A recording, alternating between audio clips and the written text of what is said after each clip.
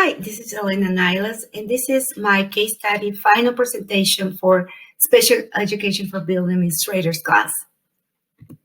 So in this case study, we first present a summary of what happened in this case study, and this is set in Nottingham High School in Dover. This is a school that is renowned by its academic program and football program. This case study revolves around Miguel Hernandez. This is a boy whose family moved into town so he could attend to this high school, he and his four brothers, and because they wanted to participate in the football program. And Miguel was a very talented quarterback, and he was like a first being a quarterback as a sophomore in the football team. He was really talented, and he had a great attitude. He was a leader and encouraging his teammates to do his best. And he also modeled being responsible and punctual. So he was an asset to the football team of the school. One of these games, Miguel threw a pass that ended up being touchdown. And after he threw the ball, he was tackled by a lineman and lay down on the field motionless. And this was a very tragic and sad event because it turned out to be a very severe injury. Miguel, as a result of this, had a spinal cord injury that left him paralyzed from the waist down. After this game, Miguel had to go to the hospital and spend a long time in recovery. After time passed and he would be ready to go back to school, Miguel's mom requested a meeting with the school counselor, that is Miss Guzman. So mom informed that Miguel was getting ready to go back to school. Miss Guzman expressed her delight about this, and they will be ready to receive him whenever the doctor cleared him up. So mom, at the end of this meeting, she said that the only accommodation that Miguel would be needing for classes would be wheelchair access and not other accommodations. So the day for Miguel to return to school arrived, and there was the whole school met in the auditorium, and they honored him for his commitment. So there was like a celebration of his return. And after this celebration, Miguel reported to his first period class. When he arrived, he was asked to go to Miss Guzman's office. He went over there, and Miss Guzman told him that his third class period was going to be a different one. He was supposed to have, he was enrolled into biology class, but because of this the classroom didn't have wheelchair access, he was going to take another science class that was going to meet the requirements for his graduation. After this, Miguel's mom called the school really upset, and she demanded for him to be reinstated in his class. Actually, this was not just a science class that was required for graduation.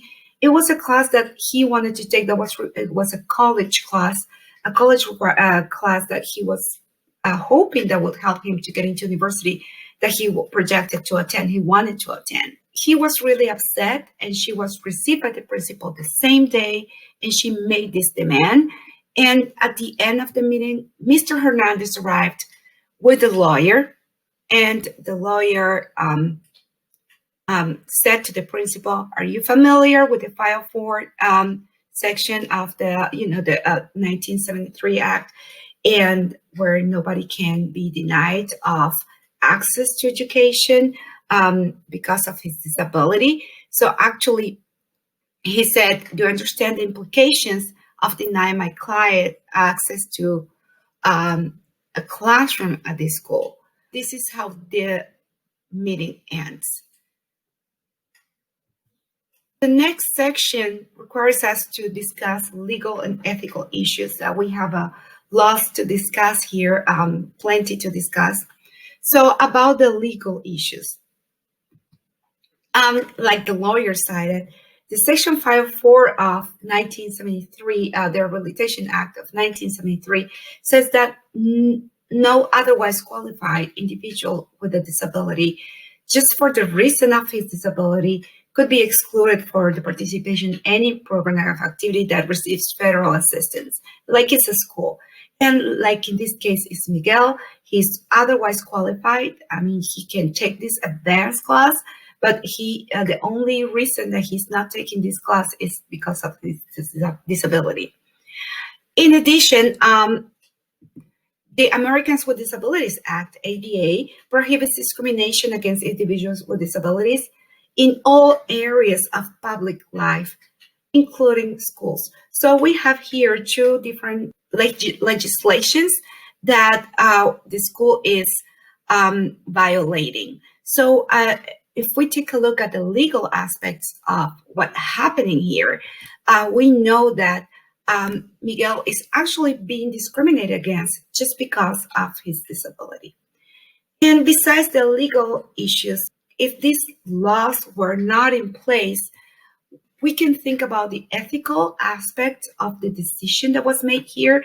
Is my school promoting the academic success of all students? Miguel was a successful athlete, but also he was a successful student who was taking advanced classes. And now we are denying him this right to, and we are denying him the right to be a successful student that will graduate with this special class just because of the disability. And besides being illegal, it's just not, it's immoral, it's wrong. The next section requires for us to summarize what happened in one sentence. I would say that Miguel Hernandez, a student with a physical disability, was removed from a class he was taking because the classroom did not have wheelchair access. The next section requires for us to go over the different facts. The first part of this analysis is the people. We have Miguel Hernandez. Our case study revolves around this student.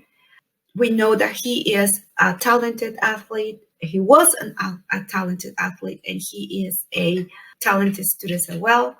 We know that Mr. and Mrs. Hernandez moved to this school with his family, their family, their 4 sons, because of the opportunities that the school would offer their sons.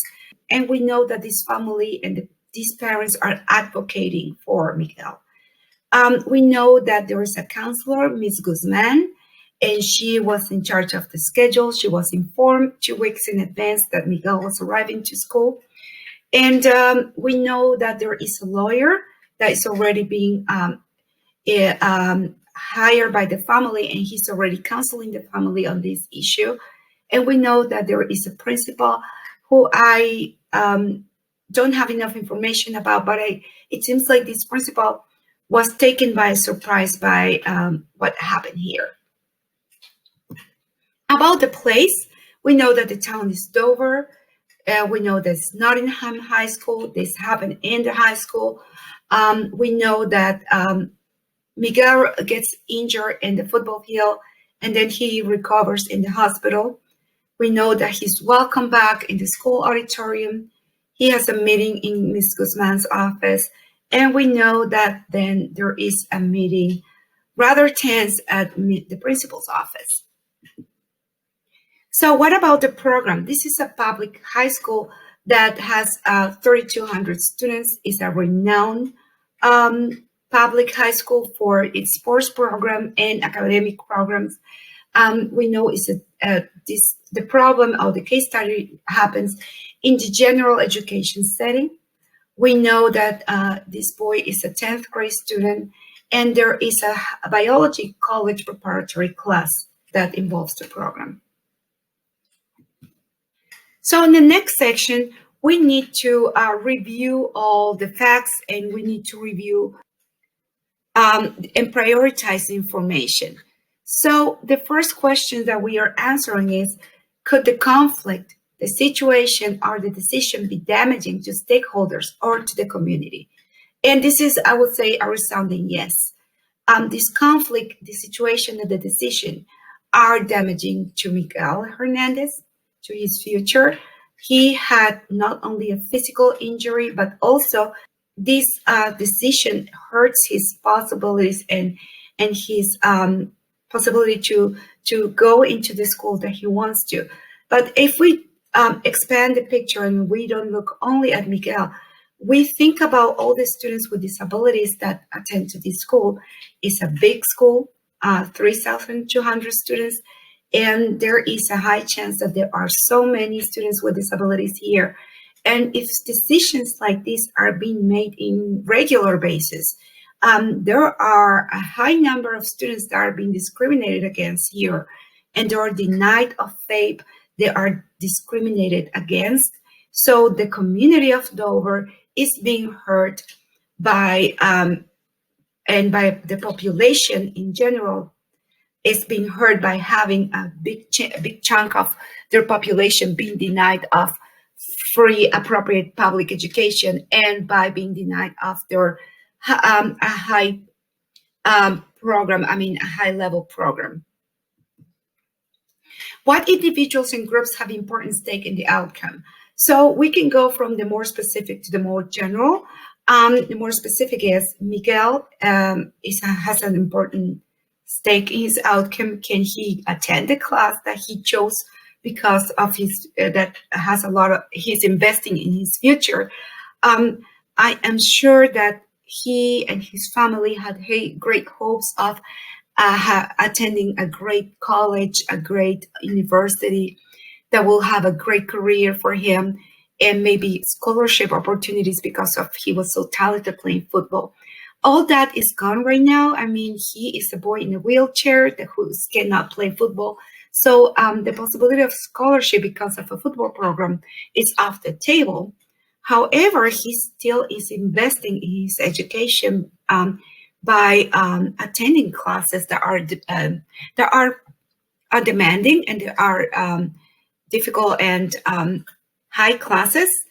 So he has a lot of stake here. Future is at stake, but I think it's also the future of all students with disabilities that might have access to the best education or free education, appropriate education, because of a physical or learning or intellectual or different kinds of disabilities that they might have.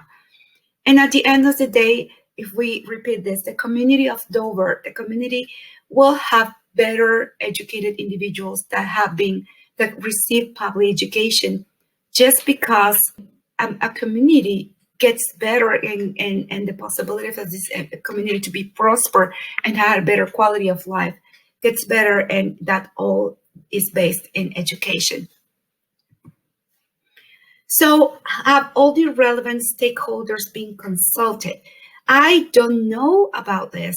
I know that mom did her job. She went in advance to school. She informed and she gave them 2 weeks in advance a notice that Miguel would come to school, and she informed of the needs that he would have, the accommodations that he would need, that's just wheelchair access. So Ms. Guzman got this information, and I'm sure she communicated this to somebody, and the principal knew this because they had the time to organize an assembly and honor Miguel with a trophy or with a recognition.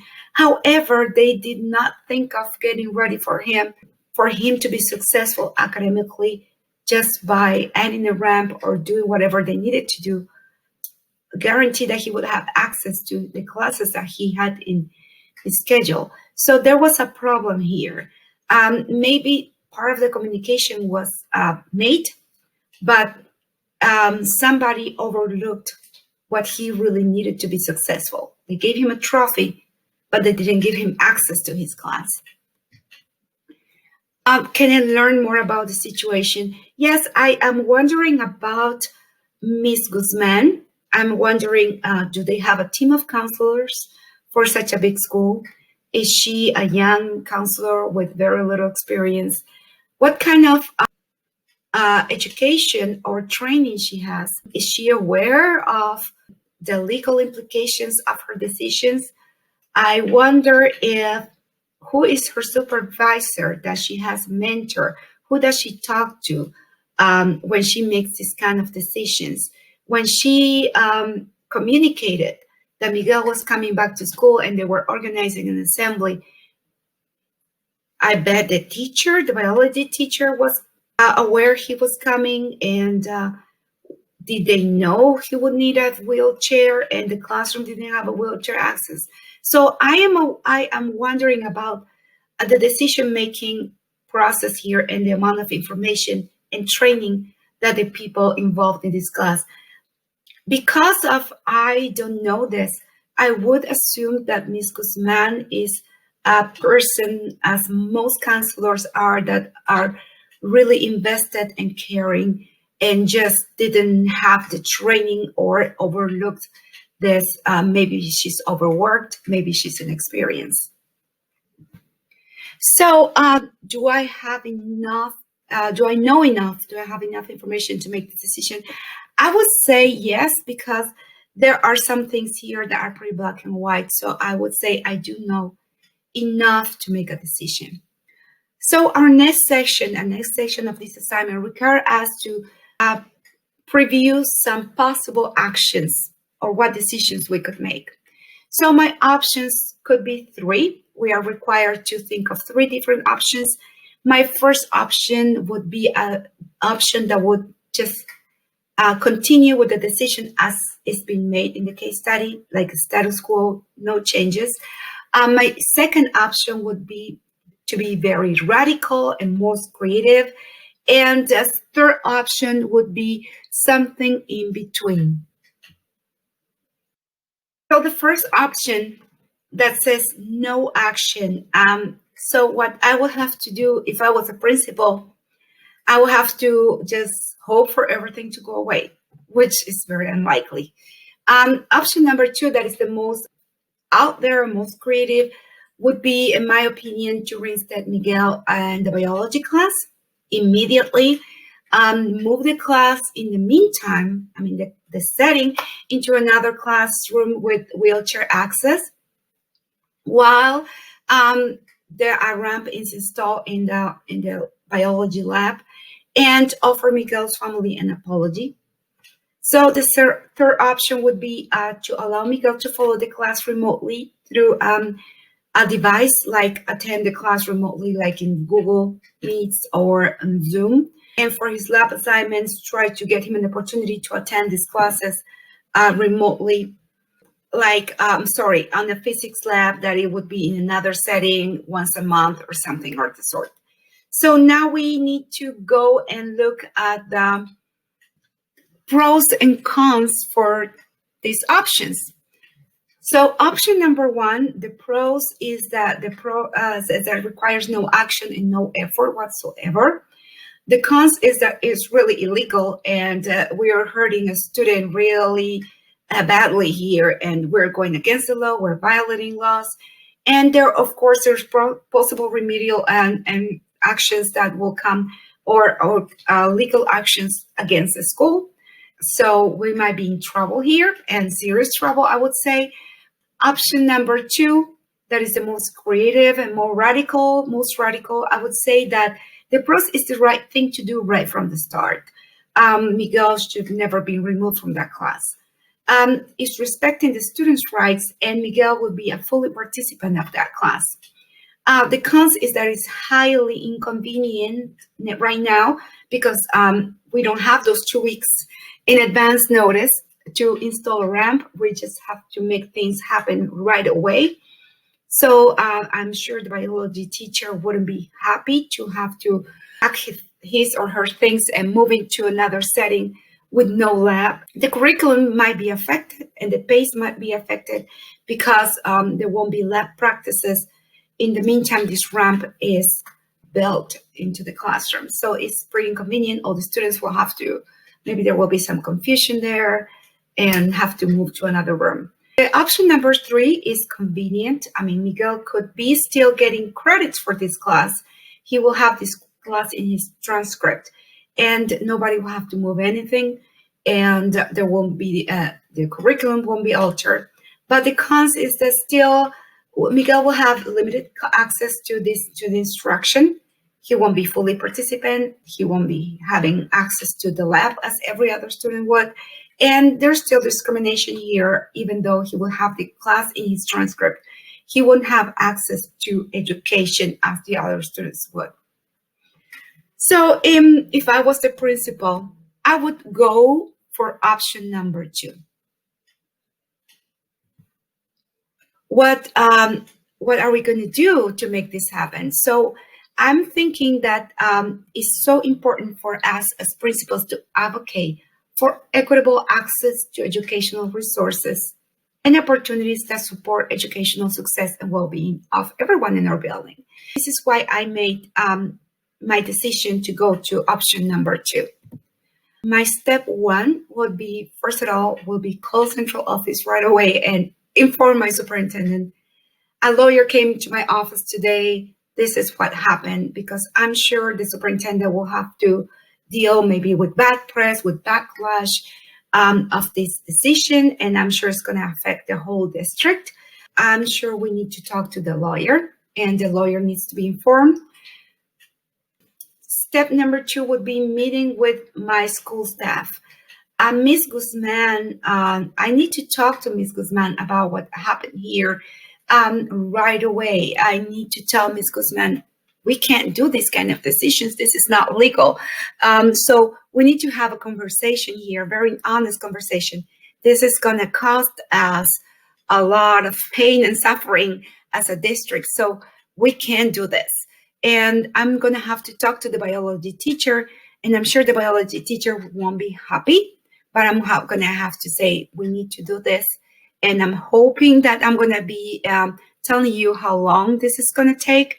And we're going to prioritize this, but we need to move your class to this other setting. In the meantime, we build a ramp for your classroom. Step number 3, I need to meet with the director of facilities and operation and tell the director of facilities operation, we have an emergency here. We need to build a ramp, or we need to make this classroom accessible. And how long is this going to take? What do you need? And when can we have it done? Step number 4 is meet with the Hernandez. I need to offer an apology. I need to tell them I'm so sorry about what happened. Miguel and his family, they have gone through a traumatic, terrible, painful experience that is not going away. Miguel has an everlasting injury, and his life has changed, and his dreams maybe has vanished, and his family's dream had vanished. So this family has gone through a lot of suffering already, and we as a school just added up on top of that by discriminating against him. So I need to offer them a heartfelt apology. And as a principal, I am responsible of what just happened. So I cannot just throw Ms. Guzman under the bus here for the decision she has made. I am responsible for what has happened. If Ms. Guzman was not aware of the laws, of the procedures, maybe I have to do some introspection here too. So besides offering them an apology, that shouldn't be just a superficial apology, it should be a real apology. I should explain to them what are the immediate actions we are going to take, and the timeline when they should expect Miguel to be back to his class. That is right away. And when is he going to be accessing to the lab with every other student in the setting as everyone else in this biology class. So I need to offer them a plan and a timeline. My next step would be move the biology class to accessible room right away, modify the biology classroom to make it accessible, carry on with an investigation. Here, there are some questions that are being unanswered. So I'm sure Miguel's family have a huge bill on medical expenses.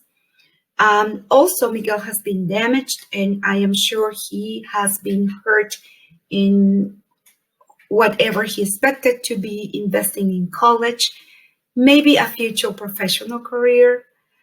So we don't know the amount of the damage that's been inflicted to this boy.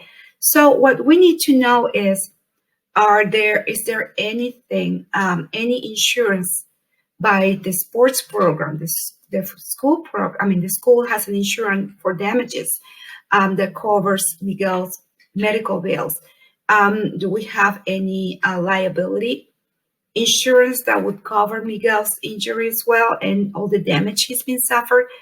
What about the opponent teams? Also, I mean, was this a legal action? As far as I know, I'm not an expert in football, but I know that a quarterback can be tackled after they throw the ball and by linemen, so that immediately, so that's what the case study described. So far, we know that what this was a legal action. We don't know if this opponent player used unnecessary roughness. He was excessively aggressive. Or this was just a very sad, bad luck accident that he fell in a very funny angle and we don't know what happened with him. So as a principal, I need to ask these questions and review this and talk to people, talk to lawyers, talk to the insurance company, and because I need to advocate for this student as well. So I need to see what happened. I mean, really understand before I talk to the family again. Another action that needs to be taken is immediate. I need to inform the staff of the rights of people with disabilities and how to avoid discrimination. Obviously, my staff is not well trained here. Obviously, my staff doesn't have this right present. So my staff needs to be informed, and I need to think of a creative way without stopping the timeline in school, like stopping school. How am I going to do this to inform my staff on everyone in the school? On multiple sources of inequality and bias, since whatever role someone is playing at school, being a person that decides on schedules, or being an athletics director, a trainer, a teacher, paraprofessional, a janitor, anyone in the school, everyone should know how we can avoid inequality, because we are obviously not aware of different biases and inequality that we are infringing here, and so they are hurting educational opportunities and resources for our students. So this is something that needs to be also a priority and immediate action. So I need to support Ms. Guzman. As I noted before, I am assuming that Ms. Guzman is an overworked, young, and maybe untrained professional. So I would need to find somebody that would work along with her. We need to establish some SMART goals for her. This is a person who makes very important decisions that affect students' futures and lives. So she is a huge player here in our students' lives. So we need to train her. She needs to be someone that knows all of the procedures and guidelines and norms and values that would prevent this situation from happening again. So we need to meet with this Guzman after that meeting that we had with her to tell her we don't do this. We need to make a plan with her. We need to work with her in an extended period of time so we can support her for her to be a successful professional. So we need to follow up as time goes by. Once hopefully the Guzmans accept the apology and they are satisfied with the actions we are proposing here. But then we have to follow up. I mean, I have to follow up with Miguel. Is he being reinstated in class? Is he satisfied? Is the timeline being followed? And are we following everything we promised we're going to do? Is there any compensation I found out that they are entitled to? So if so, I will talk about this with the family. If not, we're not going to touch on the subject. And above all, I need to listen to this family. This family is one of my families in my district that has been harmed by an accident and also being harmed by our actions. So I need to be I need to be humble and listen here to whatever this family needs and what I can do here. So over time, I need to follow up with also Ms. Guzman. We need to review her progress and assess any other actions. So that leads me to the next section, that is, the last part of this section, that is what if the plan doesn't work? So I need to keep asking questions, following up. Is there anything else I need to do? And also, how can I avoid this situation in the future? And are we working collaboratively? So I'm going to say, what if Ms. Guzman does not turn around, and or what if my team of counselors are keep on making these decisions? I need to figure out a way to work collaboratively and to ensure that my school is compliant to the laws, and that we are not being discriminating against students in regular basis. I mean, this is just wrong, and we cannot afford to do this because of legal issues and because of ethical issues. We cannot do that. So what if the plan doesn't work? If with Ms. Guzman, we will have to think about other actions, like, is she not willing or able to comply with the law? We will have to replace Ms. Guzman after giving her support. I am almost sure that in most cases, when there is somebody that means well and they are trained, they will do well. But if not, there are some cases that this happens to. We will have to find someone else who is able to do the job.